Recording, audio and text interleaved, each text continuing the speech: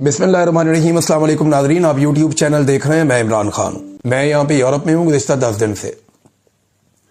میں جہاں پہ گیا ہوں نا، لوگ ایک ہی بات پوچھتے ہیں کہ عمران خان باہر کب آئے گا۔ لوگ ایک ہی بات پوچھتے ہیں کہ عمران خان باہر کب آئے گا، اور انہوں نے امید صرف عمران خان سے لگائی ہوئی ہے۔ یہ لگ بھگ 1 کروڑ سے زیادہ اوورسیز پاکستانی ہے جو پوری دنیا میں ہے۔ یہ اتنی بڑی تعداد ہے کہ ایک ملک بنتا ہے اتنے لوگوں کا، اور یہ 1 کروڑ سے زائد پاکستانی پوری طاقت سے عمران خان کے ساتھ کھڑے ہیں۔ یہ آٹے میں نمک کے برابر بہت تھوڑے سے لوگ ہیں جو کسی اور پولیٹیکل پارٹی کے ہو سکتے ہیں۔ یہ سب کے ملا کے 5% بھی نہیں ہوں گے۔ پاکستان میں عمران خان کی جتنی مقبولیت ہے، اوورسیز پاکستانیوں میں اس سے بہت زیادہ مقبولیت ہے، اور لوگ عمران خان کو اپنے مسیحا کے طور پہ دیکھ رہے ہیں کہ وہ پاکستان کو اس گرداب سے نکال سکتا ہے۔ ویسے بھی آپ دیکھیں تو پاکستان کے جتنے بھی مسائل ہیں ان میں 90% جو اس وقت صورتحال ہے، اگر عمران خان کے معاملات یا جو پولیٹیکل استحکام پاکستان میں آ جائے، وہ معاملہ ٹھیک ہو جائیں تو معاملہ بہتری کی طرف چل پڑے گا۔ لیکن نہیں، اسٹیبلشمنٹ نے بھی اور تجربے کرنے تو کر لے۔ میں ویڈیو دیکھ رہا تھا شاہزیب خان زادہ صاحب کی، میں ان کے ساتھ بازی میں ہم اکٹھے کام بھی کرتے رہے ہیں۔ جب میں جبری طور پہ گمشدگی سے واپس آیا تو انہوں نے میرے ساتھ بات بھی کی، اور بہت سارے صحافیوں نے بات کی، احمد میر صاحب نے بھی کی تھی، دیگر ایسے صحافی جو میرے دوست ہیں اور جو دوست نہیں ہیں انہوں نے بھی بات کی، جنہیں میں جانتا ہوں انہوں نے بھی۔ تو مجھے نا یہ ویڈیو دیکھ کے برا لگا۔ یہ کسی کے ساتھ بھی ہو سکتا ہے، یعنی میں اگر جا رہا ہوں اپنی فیملی کے ساتھ اور کوئی میری فیملی کی موجودگی میں، ایک جھوٹی خبر چلائی بھی تھی برطانیہ میں کچھ صحافیوں نے، مجھے بلکہ وکلا نے کہا کہ ان کے اوپر کیس کر دو، میں نے کہا نہیں، دفع کریں، کوئی بات نہیں۔ تو وہ مجھے جھوٹی خبر کی اتنی تکلیف ہوئی تھی، تو اگر میں اپنی فیملی کے ساتھ جا رہا ہوں کسی جگہ، کوئی میرے ساتھ ایسے کرے گا، مجھے برا لگے گا، یہ دل کو تکلیف ہوگی۔ لیکن دیکھیں، یہ نفرت پاکستان کی اسٹیبلشمنٹ نے پھیلا دی، یہ پاکستان کی اسٹیبلشمنٹ کا کیا دھرا، چادر اور چار دیواری کا تقدس پامال کر دیا۔ عورتوں کو کبھی سڑکوں کے اوپر گھسیٹتے ہیں، کبھی خواتین کو گرفتار کر لیتے ہیں، کبھی جو ہے وہ عدت جیسے گھٹیا اور بیہودہ کیسز بنا دیتے ہیں۔ اب یہ جس قسم کا انہوں نے گند مارا پاکستان کی اسٹیبلشمنٹ نے، یہ وہ پھیلائی ہوئی نفرت ہے۔ ایک دن ہم سارے اس نفرت کی آگ میں جلیں، اس سے بہتر ہے اس آگ کو بجھایا جائے۔ اور یہ کام جو اسٹیبلشمنٹ گند مار رہی ہے پاکستان میں، یا جو نفرت پھیلا رہی ہے، یہ اس کو رکنا پڑے گا، اس کو پیچھے ہٹنا پڑے گا۔ آج سارے عمران خان پہ بو اٹھا کے الزام لگا دیتے ہیں۔ یہ ذرا آپ سٹیٹمنٹ تو دیکھیں نا ذرا، یہ خواجہ آصف صاحب کا، کہ سیاست میں بدتمیزی اور گالم گلوچ کی روایت عمران خان اور یوتھیوں نے ڈالی ہے۔ اب یہ یوتھیا جو لفظ ہے نا، یہ میں نے پہلی دفعہ بولا ہے، کیونکہ خواجہ آصف جیسے وزیر دفاع نے اس کو ٹویٹ کیا ہے۔ یہ گالی سے نکلا ہوا ہے۔ ایک پولیٹیکل پارٹی کے ورکر کو آپ گالی کے نام سے آپ بلا رہے ہیں، کتنی بری بات ہے۔ اور مستقبل میں ہمارا معاشرہ اس کی بھاری قیمت ادا کرے گا۔ اور بیرون ملک سابق پاکستانیوں نے باہر جا کر بھی تہذیب نام کی کوئی چیز نہیں سیکھی جو اپنے گھروں سے سیکھ کر گئے تھے۔ آپ کو خواجہ صاحب پتہ ہی نہیں ہے کہ باہر دنیا کے اندر لوگوں کو کتنی آزادی ہے۔ لوگ وہاں اپنے آرمی چیف سے سوال کر سکتے ہیں سڑک پہ چلتے ہوئے، لوگ اپنے وزراء کو اکاؤنٹیبل کر دیتے ہیں 5 منٹ کے اندر۔ یہاں سارا نظام جو ہے جواب دہ ہے۔ پاکستان کے اندر تو آپ کے پروٹوکول ہی ختم نہیں ہوتے، عام آدمی کی ایکسیس آپ کے دفتر تک ہو ہی نہیں سکتی، آپ کے چپڑاسیوں کے دفتر تک نہیں ہو سکتی۔ تو اب یہ اس قسم کی بڑی نفرت والی باتیں اس میں لکھی ہیں، اور یہ پیڑ نہیں کر دیا کسی جگہ پہ، کسی جگہ کچھ لکھ دیا، کسی جگہ گالی والا لفظ بول دیا۔ خواجہ آصف نے بڑا گند مارا اپنے اس ٹویٹ کے اندر، بڑی عجیب عجیب باتیں کی۔ اب میں ذرا دکھاتا ہوں کہ یہ نفرت ایکچولی پھیلائی کس نے۔ یہ کہتے ہیں نا عمران خان نے نفرت کی سیاست پاکستان میں پھیلائی ہے، تو سب سے پہلے شروع کرتے ہیں، آپ کو دکھاتے ہیں ذوالفقار علی بھٹو کی آواز کیا کہتی تھی، اور ذوالفقار علی بھٹو کے الفاظ میں آپ کو سناتا ہوں کہ ان کے الفاظ کس طرح کے تھے۔ اس وقت تو عمران خان سیاست میں نہیں تھا۔ یہ سنیں آپ۔ نامنظور، نامنظور، جہنم میں جائے، سور کے بچے جہنم میں جائے۔ نامنظور، نامنظور، جہنم میں جائے، سور کے بچے جہنم میں جائے۔ مجھے بتائیں کہ یہ گندا لفظ پاکستانی عوام کے لیے، پاکستان کے شہریوں کے لیے، کیا عمران خان نے کبھی بولا؟ کیا عمران خان بھول کر بھی اس طرح کا کوئی لفظ استعمال کر سکتا ہے پاکستانی شہریوں کے لیے، یا ایک طبقے کے لیے، یا لوگوں کے لیے؟ کتنی غلط زبان ذوالفقار علی بھٹو نے استعمال کی۔ تو تب تو عمران خان نے بھٹو کو سیاست نہیں سکھائی تھی۔ اب یہ دیکھیں، اسفند یار ولی، یہ باچا خان کی اولاد ہیں، ایمل ولی خان صاحب کے بڑے ہیں۔ اب ان کا آپ سٹیٹمنٹ سنیں، کیا ان کو بھی عمران خان نے تربیت دی تھی؟ ادھر سنیے آپ یہ کیا کہہ رہے ہیں۔ कुत्ते की वैसी भी उम्र कम होती है, अगर जब कुत्ता पागल है तब तो सब लोगों को निकलना पड़ता है। अब ये पीपल पार्टी कुतिया पागल हो गई है, इसके पीछे निकलना पड़ेगा, कोई तरीका नहीं आपके पास और पूरे कौम को निकलना पड़ेगा, पूरे कौम को निकलना पड़ेगा। आसमान से जिस तरह आसमान साहब ने कहा फरिश्ते नहीं उतरेंगे, और ना हम इतने बेहम्मत हैं कि हम बैठे रहेंगे कोई आके और हमारे अपने हकूक दिलवा दे। नहीं, हम अपने हकूक के लिए लड़ने के लिए तैयार हैं। हमने अंग्रेज को भगाया तो ये छोकरी क्या बला है जो हमारा रास्ता रोका, क्या करेगी ये हमारी। ये बेनजीर भुट्टो के बारे में है, और ये बात कौन कर रहा है? असफंदियार वली। इनको इमरान खान ने सियासत सिखाई थी, या इमरान खान साहब ने इनको ये वाली जुबान सिखाई कि ऐसे बोलो? अब ये जो बहुत सक्के से वितरे बनते हैं, जरा नवाज शरीफ साहब इनकी भी आप सुन लें। मौसम के जंग साहब रहमतुल्लाह अलैह। और फिर मैं आपको ये भी बताना चाहता हूं कि पिंडी के अंदर जिस जगह पे भुट्टो को फांसी दी गई थी, और फांसी दी थी तारा मसीह ने, उस बाग में उसके लिए एक जगह मार्क की गई है। उस बाग पे करोड़ों रुपया खर्च किया जा रहा है, उसमें वो भुट्टो की फांसी से उसको मंसूब किया गया है, और उसको गालिबन भुट्टो पार्क रखा जाएगा। हम उसको मकाम इबरत का नाम देंगे। तो ये मकाम इबरत है, इससे सबक सीखो,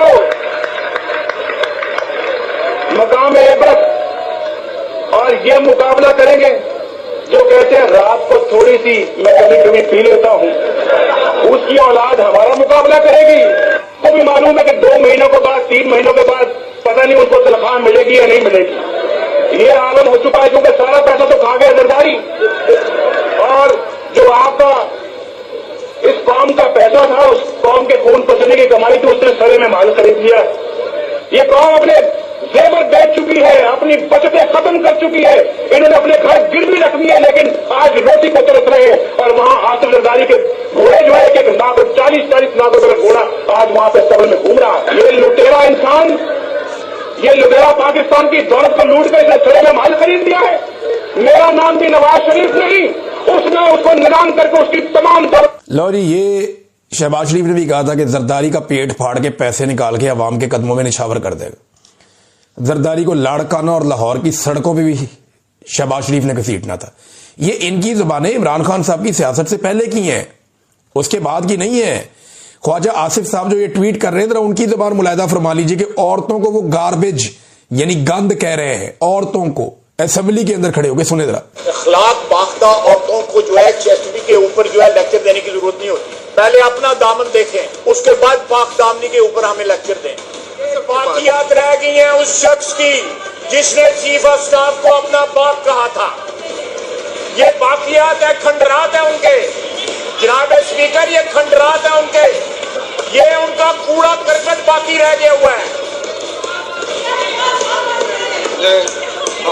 ये लफ्ज कूड़ा करकट जो है वो मैं एक्सपंज करता हूं। गार्बेज रह गया हुआ है उनका यहाँ पे, which has to be cleaned। आज उसको अदालतों में पेश होने की जरूरत नहीं है, अपने वर्करों को कैद करवा के खुद चूहे की तरह छुपता फिरता है। जिस शख्स को औरतें डिफेंड करें उसकी जुर्रत और बहादुरी क्या होगी। जी, ये ख्वाजा आसिफ की जुबान का एक हिस्सा आपने मुलायदा किया, वैसे बहुत सारे ऐसे और भी हैं, एक आपको और सुनाते हैं, ये देखें।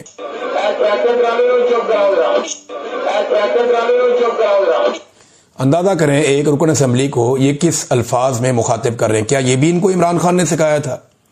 अभी तो मैंने आपको MQM पीपल्स पार्टी और PMLN की वो वाली लड़ाइयां नहीं सुनवाई जो इमरान खान साहब की सियासत का उरूज आने से पहले ये एक दूसरे के साथ लड़ते थे, और उसके अंदर जो ये घटिया जुबान इस्तेमाल करते थे, क्या वो भी इनको इमरान खान ने सिखाई थी? ये ना मसला ये है कि ये सारे आपस में गंदी जुबानें बड़े लंबे अरसे से इस्तेमाल कर रहे हैं। बेनजीर की गंदी फोटो में फेंक दी, कभी फातिमा जना की बेहुरमती कर दी, कभी बेनजीर की जो बेहुरमती कर दी, कभी बेनजीर की वालदा की कर दी, कभी नून लीग की कर दी। ये एक दूसरे को गंद मारते रहे, हमेशा ये गंद मारते रहे एक दूसरे को। लेकिन इमरान खान साहब आ गए ना सियासत में, तो इमरान खान की मुखालफत में ये सारे के सारे नेक परवीन बन गए अब, और इंसानों को लगता है कि इनसे ज्यादा बेहतर कोई नहीं है। तो ये रिकॉर्ड मैंने दुरुस्त करने के लिए आपको सारी चीजें सुनाई है, और ये रिकॉर्ड के ऊपर आप रखिएगा ताकि रिकॉर्ड दुरुस्त रहे और सबको याद रहे कि किसने ये गंद मारा है। नादरीन, इमरान खान साहब ने बुशरा बीबी के खिलाफ जो प्रोपेगेंडा हुआ اور جو ابھی یہ سارا کچھ لکھا گیا، آج سے کچھ عرصہ پہلے عمران خان صاحب نے اس کا پول کھول دیا تھا. ایسا لگتا ہے کہ عمران خان صاحب کو نا ایڈوانس میں کچھ چیزوں کا آئیڈیا ہو جاتا ہے، اور انہوں نے پہلے ہی بتا دیا تھا کہ یہ بشرا بی بی کو کیوں اٹیک کرتے ہیں اور وجہ کیا ہے اس کے پیچھے. عمران خان صاحب نے بتایا تھا کہ بشرا بیگم پر ظلم اس لیے کیا جا رہا کیونکہ میرے دور میں جب عاصم منیر کو عہدے سے ہٹایا گیا تو انہوں نے زلفی بخاری کے ذریعے بشرا بی بی کو ملاقات کا پیغام بھیجا تھا، جسے بشرا بیگم نے ٹکرا دیا تھا. اسی لیے عاصم منیر نے ان پر سختیاں رکھی ہوئی ہیں. شروع دن سے ہی ان کی کوشش ہے کہ بشرا بیگم پر سختی کر کے مجھے توڑا جائے. اور اب یہ آرٹیکل آپ کے سامنے، یہ جولائی 15 2025 کا سٹیٹمنٹ ہے عمران خان صاحب کا. اور میں نے زلفی بخاری صاحب سے جب پوچھا تھا تو انہوں نے کنفرمیشن دی تھی، انہوں نے کہا تھا جی بالکل یہ سٹیٹمنٹ ٹھیک ہے عمران خان صاحب کا، کیونکہ بات کر کے انہوں نے کوشش کی تھی کہ ان کی بشرا بیگم سے ملاقات کروائی جائے، لیکن پھر وہ ملاقات کے لیے بشرا بیگم نے انکار کر دیا تھا. تو اب یہ عمران خان صاحب کے بقول جو بدلہ بشرا بیگم سے لیا جا رہا ہے وہ اس لیے لیا جا رہا ہے. اب ناظرین یہاں پہ ایک اور بڑی زبردست چیز ہے جس کی نشاندہی کی ہے، یہی بشرا بی بی پہ کیچڑ اچھالنے کے حوالے سے جو خبر ہے اس میں، اور ریاض الحق صاحب ہیں سینئر جرنلسٹ، انویسٹیگیٹو جرنلسٹ ہیں، وہ یہ کہتے ہیں کہ جو جنگ اخبار ہے اس کا برطانیہ اور یورپ کے صفحے پر عمران خان کی اکانومسٹ والی جو سٹوری ایک بنائی گئی ہے ان کی بیوی پہ، اس کی کوئی ایک خبر تک نہیں چھاپی گئی. اس کی کیا وجہ ہو سکتی ہے؟ سادی وجہ ہے، یہاں پہ رول آف لا ہے، یہاں پہ عدلیہ آزاد ہے، یہاں پہ ججز جو ہیں وہ آزاد فیصلے دیتے ہیں، پاکستان جیسے ججز نہیں ہیں. یہاں پہ اگر یہ خبر چھاپیں گے تو ان کے اوپر کیس ہو جائے گا. جب کیس ہوگا تو ان کو وہاں پہ ثابت کرنا پڑے گا کہ یہ خبر ٹھیک ہے. کیسے ثابت کریں گے؟ یہی پنگا جو ہے وہ جو ڈیجیٹل پلیٹ فارم جس نے اس خبر کو چھاپا ہے اس کے ساتھ بھی ہو سکتا ہے. پاکستان تحریک انصاف کے لوگوں سے میری بات ہوئی، انہوں نے کہا جی ہم اس کے اوپر مشاورت کر رہے ہیں اور ہم اس کے اوپر کام کر رہے ہیں. یہ زیادتی کی گئی ہے اور 1-2 دن کے اندر ہم یہ فیصلہ کر دیں گے کہ ہم نے کس طریقے سے اس معاملے کو قانونی لڑائی میں تبدیل کرنا ہے. تو تحریک انصاف کے لوگ اس کے اوپر باقاعدہ جو ان کی لیگل ٹیم ہے وہ وہاں برطانیہ میں کام کر رہی ہے. سادی بات ہے. اب کیونکہ جنگ اخبار اور یہ لوگ جانتے ہیں کہ وہاں پہ اگر یہ کریں گے تو ان کے اوپر کیس ہو جائے گا، جرمانہ ہو جائے گا، یا ان کا اخبار وہاں پہ بند ہو جائے گا، تو یہ خبر انہوں نے پاکستان میں چھاپ دی، برطانیہ میں نہیں چھاپی. اندازہ کریں آپ کیسا ان کا نظام ہے کہ برطانیہ میں نہیں چھاپیں گے، پاکستان میں چھاپ دیں گے. ناظرین ایک اور عالم دین ہے اور انہوں نے بڑی ہمت کا مظاہرہ کیا ہے اور پورے پاکستان کی جانب سے انہیں خراج تحسین پیش کیا جانا چاہیے.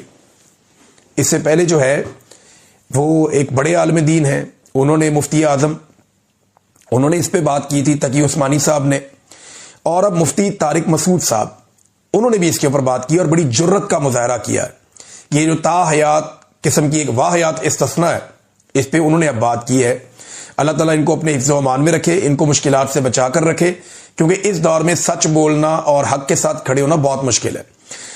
مفتی طارق مسعود صاحب کہتے ہیں کہ 27ویں ترمیم کی دیگر شقوں پر حمایت یا مخالفت کرنا تو سیاسی لوگوں کا کام ہے، باقی تو سیاسی چیز ہے نا، عدلیہ کو یہ کر دیا، اس کو یہ کر دیا، اس کو یہ کر دیا، لیکن جو ایک چیز اسلام سے متصادم ہے اس پہ انہوں نے اپنی رائے دی ہے. مفتی ہے نا، وہ دے سکتے ہیں فتویٰ. انہوں نے کہا مگر کسی بھی عہدیدار کا عدالتوں سے استثناء حاصل کرنا غیر شرعی اور اسلامی نظام انصاف کے منافی ہے. یہ غیر شرعی، غیر اسلامی، اندازہ کریں آپ نے اسلام کی خلاف ورزی کر دی ہے استثناء لے کر، صدر پاکستان نے بھی اور فیلڈ مارشل عاصم منیر نے بھی.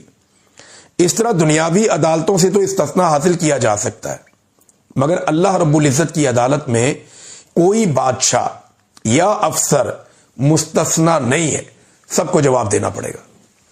یہ جناب مفتی طارق مسعود صاحب بڑی بہادری اور جرت کا انہوں نے مظاہرہ کیا. میں امید کروں گا پاکستان کے جو باقی علماء اکرام ہیں وہ بھی جرت کا مظاہرہ کریں، کیونکہ میں نے پہلے دن یہ سوال اٹھایا تھا کہ علماء اکرام ہماری رہنمائی کریں کہ کیا استثناء جو لائف ٹائم ایک استثناء ہے یا امیونٹی ہے، اس کی کوئی گنجائش ہمارے مذہب میں ہے. تو اب علماء اکرام نے اس کے اوپر رائے دینا شروع کی ہے. مفتی تقی عثمانی بول چکے ہیں، مفتی طارق مسعود صاحب بول چکے ہیں، مفتی زوار بہادر صاحب بھی اس پہ بات کر چکے ہیں. اور طاہر اشرفی صاحب جیسے ایک سرکاری مولوی، حالانکہ جو بڑے اسٹیبلشمنٹ سے اچھے تعلقات رکھتے ہیں، انہوں نے بھی کہا کہ استثناء اور ایکسٹینشن کا اسلامی شریعت سے کوئی تعلق نہیں ہے۔ انہوں نے الفاظ کا چناؤ بڑا محتاط رکھا، کھل کر نہیں آئے، لیکن انہوں نے بھی یہ بوجھ نہیں اٹھایا۔ یہ کوئی آدمی نہیں اٹھا سکے گا، یہ غیر اسلامی اور غیر آئینی، اب تو آئین کا حصہ بنا دیا نا، لیکن آپ آئین میں ایسی چیز کیسے ڈال سکتے ہیں جو اسلام سے متصادم ہے؟ آپ کو پتا ہے پاکستان کے آئین کا یہ بنیادی نقطہ ہے، اس کو سمجھیے آپ، کہ آپ پاکستان کے آئین میں کوئی ایک ایسی شق شامل نہیں کر سکتے جو اسلامی قوانین کی بنیادی روح سے متصادم ہو۔ آسان کرتا ہوں، کوئی بھی ایسی چیز جو اسلامی اصولوں سے مطابقت نہ رکھتی ہو، یا کوئی بھی ایسی چیز جو اسلامی اصولوں کے مطابق نہ ہو، اسے آپ پاکستان کے آئین کا حصہ ہی نہیں بنا سکتے۔ یہ قرارداد مقاصد ہے، سمپل۔ آپ آئین کا حصہ ہی نہیں بنا سکتے کسی ایسی چیز کو جو آپ کے اسلام سے مطابقت نہ رکھتی ہو۔ اب یہ غیر اسلامی اور غیر شرعی مفتیان اکرام قرار دے رہے ہیں، میں نہیں کہہ رہا، اور لگاتار ان کی تعداد میں اضافہ ہو رہا ہے۔ مزید علماء اکرام اس پہ بات کریں گے تو وہ بھی ہم آپ کے سامنے رکھ دیں گے۔ مفتی صاحب نے بہادری کا مظاہرہ کیا، اللہ تعالیٰ ان کی حفاظت کرے۔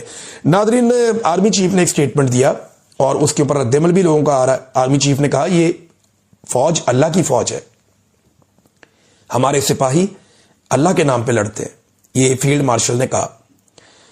ان کی ملاقات ہو رہی تھی وہاں پہ، جو اردن کے سربراہ آئے ہوئے ہیں یہاں پہ، فیلڈ مارشل، ان کے ساتھ معاملات ہو رہے تھے، ملاقات۔ اس کے بعد کوئی صحافیوں سے غیر رسمی بات چیت میں یہ انہوں نے کہا کہ یہ اللہ کی فوج ہے، ہمارے سپاہی اللہ کے نام پہ لڑتے ہیں۔ اس پہ رحیق عباسی صاحب نے کچھ سوالات اٹھائے، میں ایز اٹ از آپ کے سامنے رکھتا ہوں، امپورٹنٹ ہیں۔ وہ یہ کہتے ہیں کہ اللہ کی فوج کبھی بھی میدان جنگ میں بھی عورتوں اور بچوں بزرگوں کو نقصان نہیں پہنچاتی۔ اللہ کی فوج کافروں کے شہر کو بھی فتح کرے تو کسی کے گھر کی دیوار نہیں پھلانگتی، یعنی چادر اور چار دیواری کا تقدس پامال نہیں ہوتا۔ اللہ کی فوج غیر مسلم مذہبی رہنماؤں کو بھی کبھی ہاتھ نہیں ڈالتی۔ اللہ کی فوج کبھی دیگر مذاہب کی عبادت گاہوں کو بھی تالے نہیں لگاتی۔ اللہ کی فوج کبھی چوروں، ڈاکوؤں اور کرپٹ سیاستدانوں کو اقتدار میں نہیں لاتی۔ اللہ کی فوج کبھی ملک کے قاضیوں کو ہراساں نہیں کرتی اور ان کی جاسوسی نہیں کرتی۔ اللہ کی فوج صرف جہاد کرتی ہے، کاروبار نہیں کرتی۔ اللہ کی فوج صرف رضائے الہی کے لیے لڑتی ہے اور کبھی کسی غیر مسلم سپر پاور کی جنگ ڈالروں کے بدلے نہیں لڑتی۔ اور اللہ کی فوج کا جو سالار ہوتا ہے کبھی کافر سپر پاور کے دربار میں منرلز کے تحائف لے کر سلامی دینے نہیں جاتا۔ یہ انہوں نے یہاں پہ ایک اپنی اوپینین دی ہے۔ رحیق عباسی صاحب نے، دیکھیں بہت ساری چیزیں پاکستانیوں کو، اب پاکستان کی انٹیلیجنس ایجنسیاں فوج کا حصہ ہیں، انہوں نے پاکستانیوں کو جبری طور پہ لاپتہ کیا، شاعروں کو کیا، صحافیوں کو کیا، وکلا کو کیا، سیاسی شخصیات کو کیا۔ پورا ایک جو الیکشن ہے وہ پاکستان کی ملٹری اسٹیبلشمنٹ نے چوری کر لیا۔ اللہ کی فوج تو ایسا نہیں کرتی۔ جو یاسمین راشد صاحبہ کے ساتھ ہو رہا ہے، جو سویلینز کا ملٹری کورٹ کے اندر ٹرائل ہو گیا، یہ ساری چیزیں ہونے کے بعد اب آپ سٹیٹمنٹ تو دے سکتے ہیں، انڈیا کے حد تک لوگ یہ سٹیٹمنٹ پسند کریں گے۔ پاکستان کے جو دشمن ہیں ان کے ساتھ جب فوج لڑتی ہے اس حد تک یہ سٹیٹمنٹ پسند کیا جائے گا، لیکن جب ملٹری اسٹیبلشمنٹ کی پالیسیز کی طرف لوگ دیکھتے ہیں تو پھر بہت سارے گلے اور شکوے آتے ہیں، جن میں سے کچھ میں نے ابھی آپ کو بول کر سنائے بھی ہے۔ ناظرین، سندھ کے اندر سے احتجاج کا اعلان ہو گیا اور پہلا بڑا احتجاج ہے، اس کا اعلان کیا گیا سندھ کے وکلا کی جانب سے۔ عامر نواز وڑائچ، انہوں نے سخت الٹیمیٹم دیا ہے اور 27ویں ترمیم کو مسترد کر دیا ہے۔ سندھ بھر میں 1 ہفتے کی ہڑتال کا اعلان بھی کیا گیا ہے، اور وکلا نے یہ بھی کہا کہ منصور دی شاہ صاحب اور اطہر بن اللہ کے استعفے واپس لیے جائیں، یعنی ان کو بحال کیا جائے، اور ایک فل کورٹ بلایا جائے جس میں سارے ججز بیٹھے، یہ دونوں ججز بھی ساتھ بیٹھے، اور اس کے اندر پھر یہ 27ویں ترمیم کا معاملہ رکھا جائے اور اس کو واپس کیا جائے۔ یہ عدلیہ کے اوپر ایک حملہ ہے۔ اب وکلا نے جو ہے نارملی 1 دن کی ہڑتال کی، 2 دن کی کال دیتے ہیں، 1 ہفتے کی جو پوری کال دی گئی ہے، کیا یہ کامیاب ہوگی اور کیا یہ اتنے بڑے پیمانے پہ جائے گی، یہ ہمیں بھی جواب مل جائے گا۔ آج کے دن سے یہ معاملہ چلے گا۔ ناظرین، مریم نواز نے بھی ججوں پہ چڑھائی کر دی، انہوں نے کہا جی یہ سیاسی جج ہیں۔ اب یہ دونوں جج صاحبان جو نکلے ہیں نا، استعفیٰ دیا ہے، انہیں آج یہ سیاسی جج کہہ رہے ہیں، کل یہ انہی ججز کے بینیفیشری تھے. انہی ججز نے آدھی رات کو عدالتیں لگائی تھی رجیم چینج آپریشن کے وقت. انہی ججز نے نواز شریف صاحب کا اسٹامپ پیپر کے اوپر پاکستانی عدالتوں کی جوڈسڈکشن سے 4 ہفتے کا کہہ کے باہر بھیجا، پھر 8 ہفتے، اور پھر میاں صاحب 4 سال بعد واپس آئے.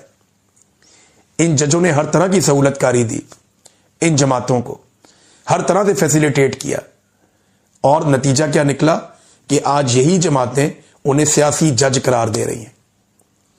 تو جج صاحبان کو بھی یہ سوچنا چاہیے جو آج بھی ان کی وفاداری کر رہے ہیں کہ جب بھی کبھی آپ پھنسیں گے یہ آپ کے ساتھ یہی کریں گے. ان کا طریقہ واردات ہی ہے. اب تک کے لیے اتنا ہی. اپنا خیال رکھیے گا. اپنے چینل کا